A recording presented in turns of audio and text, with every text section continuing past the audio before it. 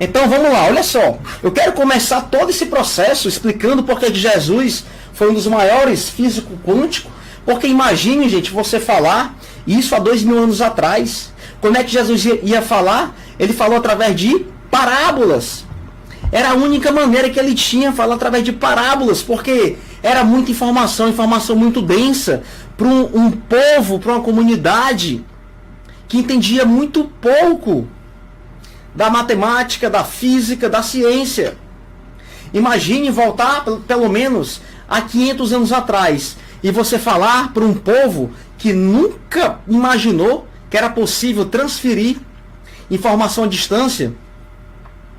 E você falar para ele o seguinte: olha só, essa caixinha aqui, essa caixinha vai fazer com que você converse com outra pessoa em outro país. Você era queimado na fogueira. O pessoal ia te chamar de louco, ia te internar no hospício, porque era algo muito fora do tempo. Então Jesus ele veio trazer algumas parábolas, algumas informações que hoje a ciência está comprovando, mas que Jesus já ensinou lá atrás. Ele já deixou isso. E interessante que ele só não falava, ele provava, ele vivia aquela realidade. Eu queria falar com você, antes de começar aqui a falar sobre esse versículo, alguns princípios. Quando Jesus, por exemplo, ia curar um doente, o que é que Jesus falava? O que é que ele perguntava? Vamos lá. Eu quero que você acompanhe comigo aqui, ó. Então ele via a pessoa que estava necessitando da cura, né? Ele via, por exemplo, um cego. Então a primeira pergunta que ele fazia: o que queres que eu te faça? O que queres que eu te faça? Ele queria saber se aquela pessoa que estava buscando, ela sabia de fato o que ela queria. Muitas pessoas não sabem o que querem.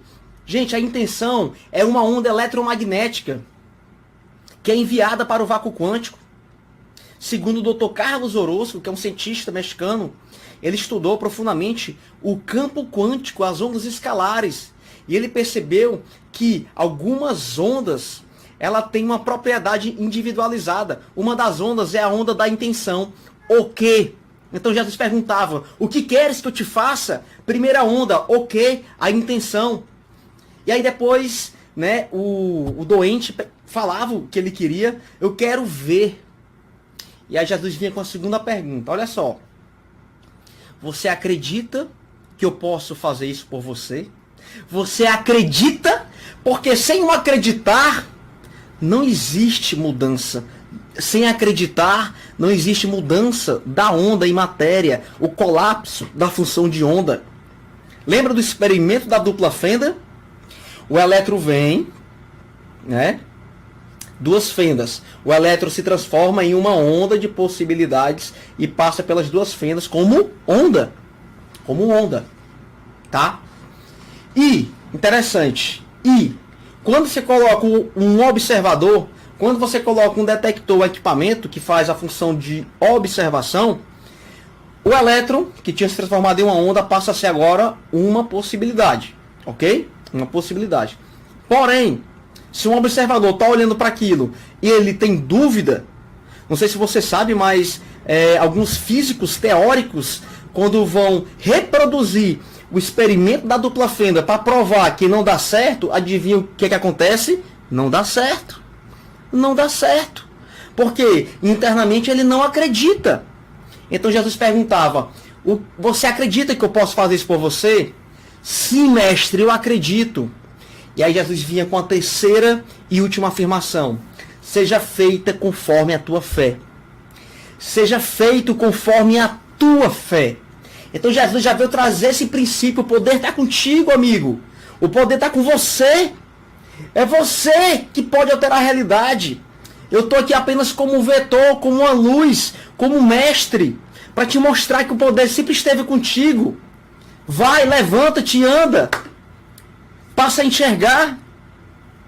Interessante que os discípulos ficavam observando, né? Pedro, ele ficava fazendo anotações, né? A teologia de Jesus. E aí ele começava a observar. Por exemplo, quando Jesus ia curar o cego, ele ficava observando, né? Então Jesus cuspiu no chão. Passo 2, misturou com areia.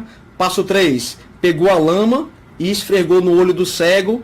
Passo 4, o cego foi se lavar e viu. E aí quando Jesus, Pedro anotava tudo.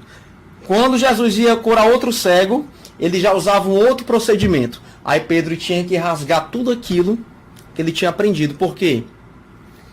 O Criador, gente, ele trata, né, você na sua individualidade. Então, eu, por exemplo, eu trabalhei muito com números, né? Eu tinha uma dificuldade tremenda em sair dessa dimensão. Quando eu falo sair dessa dimensão, é conseguir enxergar, conseguir acreditar naquilo que meus olhos não conseguem ver, ter a convicção daquilo que eu esperava, que eu queria para minha vida. Isso se chama fé. Só que eu comecei a receber, gente, vários sinais. Através de quê? De números, de livros. Era impressionante. Eu fazia a prova do universo, né? Eu fazia a prova da matriz divina. E aí eu começava a fazer essa prova. Depois que eu fui saber que na própria Bíblia, né, Jesus, ele fala num trecho lá, né, que nós temos que fazer prova, né? Porque ele sabe da nossa natureza de São Tomé, né? Que eu preciso ver para crer. E todos os experimentos da física quântica mostraram o quê? Que você primeiro precisa acreditar. E aí vamos aqui, gente, para o versículo, olha só. Lá em Mateus, olha só o que é que Jesus falou. E tudo que pedires na oração, ou seja, com a mente positivamente em ação, crendo que já recebeu, ou seja, a convicção que aquilo é real, o recebereis. Gente, esse é um dos trechos mais profundos, uma das mensagens mais profundas de Jesus, que fala sobre a física quântica. Uma mensagem puramente quântica. O que é que se percebeu com a dupla fenda?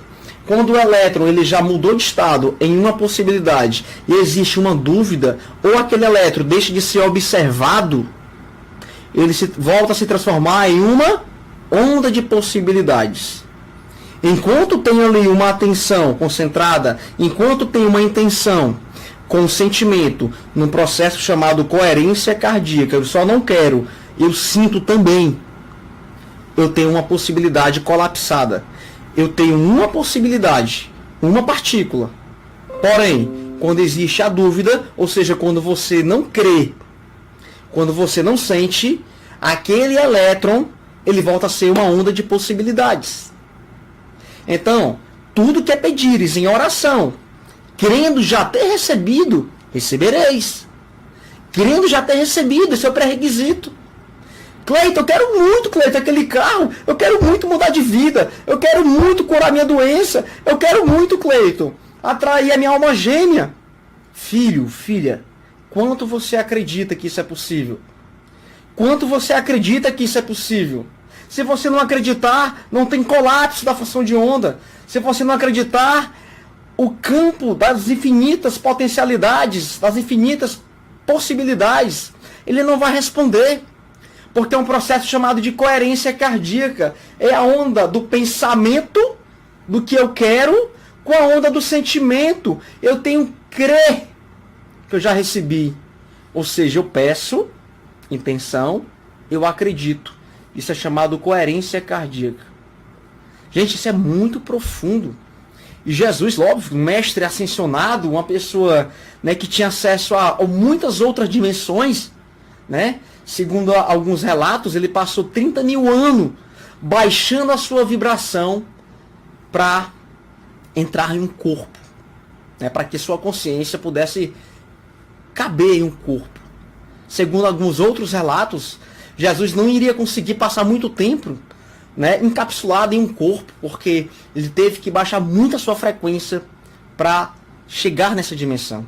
E quando você vai entender dos processos das dimensões frequenciais, de fato, né, a nossa alma, o nosso espírito, né, não vou falar aqui em corpos sutis, mas a nossa alma, gente, ao longo do dia, ela faz essa transição entre várias dimensões.